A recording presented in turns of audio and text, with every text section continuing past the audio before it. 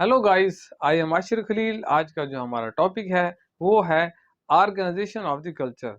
Culture की organisation कैसे बनती है, कल्चर की कंपोजिशन कैसे बनती है, कल्चर के जो अज्जा होते हैं जिससे कोई भी कल्चर वजूद में आता है, आज के लेक्चर में हम ये जानेंगे। गाइस, जब हम किसी भी होल को समझते हैं, जब हम किसी भी बॉडी को समझते हैं, तो हम उसके अज्जा के ऊपर बहुत ज़्यादा फोकस करते हैं। अगर हम ह्यूमन बॉडी को समझते हैं तो हम उसके पार्ट्स को पहले स्टडी करेंगे। पार्ट्स ऑफ द बॉडी, हमारे जो आइज हैं, लिप्स हैं, नेक है, एल्बो है, हार्ट है, ब्लड है, हमारे जो ब्रेन है, हम ये तमाम पार्ट्स को जब हम अलग अलग से हम स्टडी करेंगे तो हम ह्यूमन बॉडी को इजीली अंडरस्टैंड कर सकते हैं। इसी तरह किसी भी लैंग्वेज को जब हम समझते हैं तो उसके भी हम पार्ट्स को, उसके जो अज्जा होते हैं उसको पहले समझते हैं। पार्ट्स ऑफ द स्पीच, जिसमें जैसे इंग्लिश है, इंग्लिश की हम पार्ट्स ऑफ स्पीच में वर्ब है, एडवर्ब है, एडजेक्टिव है, नाउन है, प्रोनाउन है, ये जो चीज़ें होती हैं, ये जो है ये इसके पार्ट्स हैं लैंग्वेज के।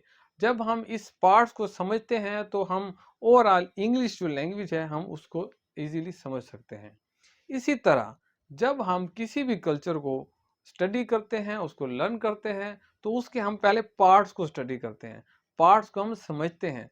जब हम पार्ट्स को इजीली समझ लेंगे तो हम ओवरऑल कोई भी कल्चर हो उसको हम इजीली अंडरस्टैंड कर सकते हैं। आइए गाइस, लेक्चर स्टार्ट करते हैं, लेकिन लेक्चर स्टार्ट करने से पहले चैनल को सब्सक्राइब कीजिएगा, लाइक कीजिएगा। दुनिया का कोई भी कल्चर हो वो 5 अज़ा से मिलकर बनता है। किसी भी कल्चर को जब हम अंडरस्टैंड करते हैं तो वो 5 अज़ा ऐसे हैं जिसको हम समझते हैं तो ओवरऑल हम कोई भी कल्चर सीख सकते हैं, उसको समझ सकते हैं। उसमें जो ट्रेड्स होते हैं, उसके बाद कम्प्लेक्स है, पैटर्न्स है, थीम है और इथोस है।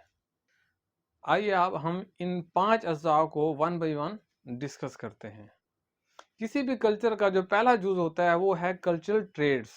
कल्चरल ट्रेड्स क्या हैं? किसी भी कल्चर का जो मिनिमम या छोटे से छोटा जो यूनिट होता है जो कि मजीद तकसीम ना हो, उसको हम कल्चरल ट्रेड कहते हैं।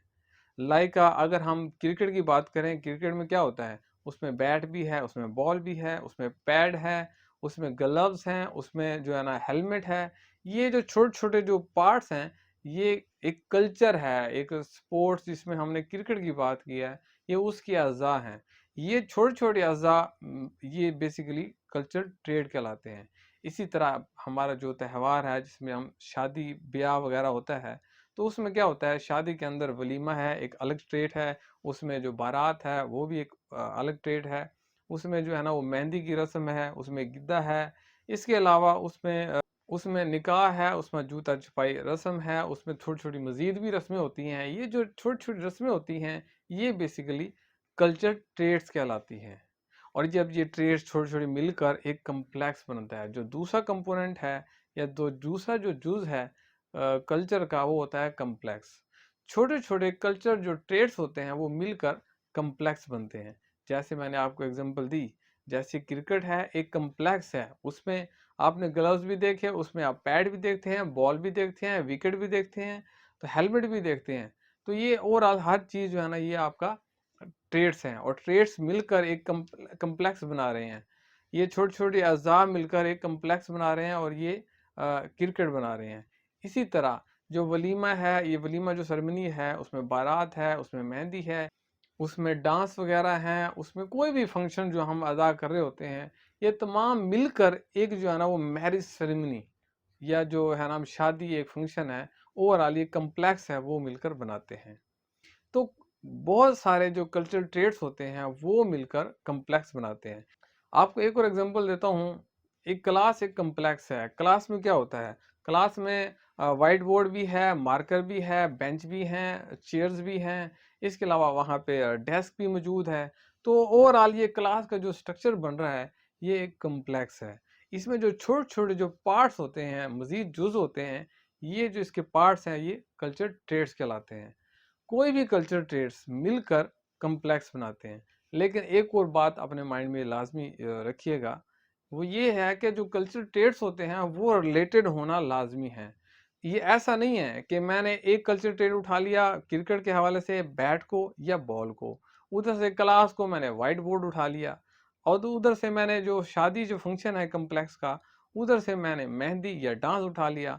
तो ये 3 ट्रेट, बैट, डांस और उधर से जो व्हाइट बोर्ड, ये जो है ना तीनों मिलके कोई कॉम्प्लेक्स नहीं बनाएंगे। कॉम्प्लेक्स के लिए लाजमी है कि वो रिलेटेड हों ट्रेड्स। कल्चर ट्रेड जब रिलेटेड होंगे तभी कॉम्प्लेक्स बनेगा। अनरिलेटेड जो ट्रेड्स होती हैं वो कॉम्प्लेक्स नहीं बनाते। तो गाइस हमने ये समझ लिया कि बेसिकली ट्रेड्स क्या होते हैं और उसके ट्रेड्स मिलके कॉम्प्लेक्स बनाते हैं। और ट्रेड्स भी इंटर रिलेटेड होना चाहिए, आपस में लिंक्ड होना चाहिए, तभी कॉम्प्लेक्स बनाएंगे। अदरवाइज जो डिफरेंट ट्रेड्स होते हैं वो आपस में मिलके कॉम्प्लेक्स नहीं बनाते। एक ही कॉम्प्लेक्स के जो मिलते जुलते ट्रेड्स ही कॉम्प्लेक्स बनाते हैं। गाइस जो नेक्स्ट कंपोनेंट है या जूज है कल्चर का, वो होता है कल्चरल पैटर्न। कल्चरल कॉम्प्लेक्स मिलकर, बहुत सारे कल्चरल कॉम्प्लेक्स मिलकर कल्चरल पैटर्न बनाते हैं। लाइक क्रिकेट, मैंने क्रिकेट को बताया था आपको पहले कि क्रिकेट एक कॉम्प्लेक्स है। इस तरह फुटबॉल भी एक कॉम्प्लेक्स है, इस तरह हॉकी भी कॉम्प्लेक्स है, स्नोकर भी एक कॉम्प्लेक्स है। लेकिन ये डिफरेंट कॉम्प्लेक्सेस मिलकर एक पैटर्न बनाते हैं। वो पैटर्न है गेम का। ये तमाम जो है ना ये स्पोर्ट्स और गेम्स हैं। तो ये क्या है, एक पैटर्न है। इसी तरह अगर हम मजहबी पर्सपेक्टिव में कल्चरल पैटर्न को देखें, जैसे एज ए मुस्लिम हमारा जो नमाज है, रोज़ा है, ज़कात है, हज है, ये कल्चरल कम्प्लेक्स हैं। नमाज में उसके अंदर मज़ीद ट्रेड्स होती हैं, सजदा है, रुकू है। इस तरह जो हज है, हज के अंदर भी तवाफ़ होता है, एहराम बांधना होता है, कुर्बानी करना होता है। ये इसके छोटे छोटे अज़ा होते हैं, ये ट्रेड्स हैं। लेकिन हज जो है ये एक कम्प्लेक्स है। इसी तरह हज है, चाहे नमाज है, चाहे रोज़ा है, चाहे ज़कात है, ये कम्प्लेक्सेस मिलके एक पैटर्न बनाते हैं। जो कि रिलीजन है या इस्लाम है, ये एक पैटर्न है। इसी तरह अगर मैं एग्जांपल देता हूँ, हिंदू जो रिलीजन उसके हिसाब से तो वो मंगलसूत्र पहनते हैं, वो जो है ना माथे पे टिक्का भी लगाते हैं। और इसके अलावा उनकी जो शादी की मुख्तलिफ फंक्शंस होते हैं, उनका जो रस्म रिवाज होते हैं वो थोड़ा अलग होते हैं। तो इसी तरह उनका जो पैटर्न होता है वो भी उनका अलग ही होता है। गाइस जो नेक्स्ट जो कल्चर का जूस है वो है थीम। मुख्तलिफ कल्चर पैटर्न्स मिलकर थीम बनाते हैं। थीम बेसिकली किसी भी कल्चर के बैकग्राउंड में एक ऑब्जेक्टिव होता है, उस ऑब्जेक्टिव को थीम कहते हैं। लेट्स सपोज अगर पाकिस्तानी कल्चर है तो उसके पीछे एक थीम होता है ह्यूमैनिटी। अगर आप जापानी कल्चर की बात करते हैं, उनके पीछे जो थीम है वो है कोऑपरेशन। जापानी लोग आपस में बहुत ज़्यादा कोऑपरेट होते हैं। तो हर कल्चर के पीछे एक थीम होता है, एक ऑब्जेक्टिव होता है। वो ऑब्जेक्टिव जो है ना ओवरऑल तमाम कल्चरल पैटर्न्स को वो जोड़े रखता है। गाइस जो लास्ट जो कॉन्सेप्ट है, जो लास्ट जो जूस है कल्चर का, वो है इथोस। किसी भी कल्चर का जो सेंटर है उसको इथोस बोलते हैं। Central point of the culture is called ethos. Her culture एक सेंटर के गिर्द घूम रहा होता है। हर कल्चर का एक सेंटर होता है जिसके गिर्द पूरा कल्चर गर्दिश कर रहा होता है। और तमाम कल्चर ट्रेड्स उससे रिलेटेड ही होते हैं। पाकिस्तानी कल्चर है या सऊदी अरब का जो कल्चर है, उसका जो इथोस है वो है इस्लाम।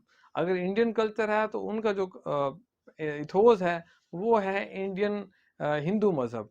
तो तमाम जो किसी भी सोसाइटी का जो कल्चर होता है उसका जो एक सेंटर होता है, जिसके तमाम ट्रेड्स जितने भी वो अकायद रखते हों, चाहे वो रस्म व रिवाज रखते हों, जो भी वो इकोनॉमिकली प्रैक्टिस कर रहे हों, वो इथोस जो सेंटर होता है उसके गिर्द घूम रहे होते हैं।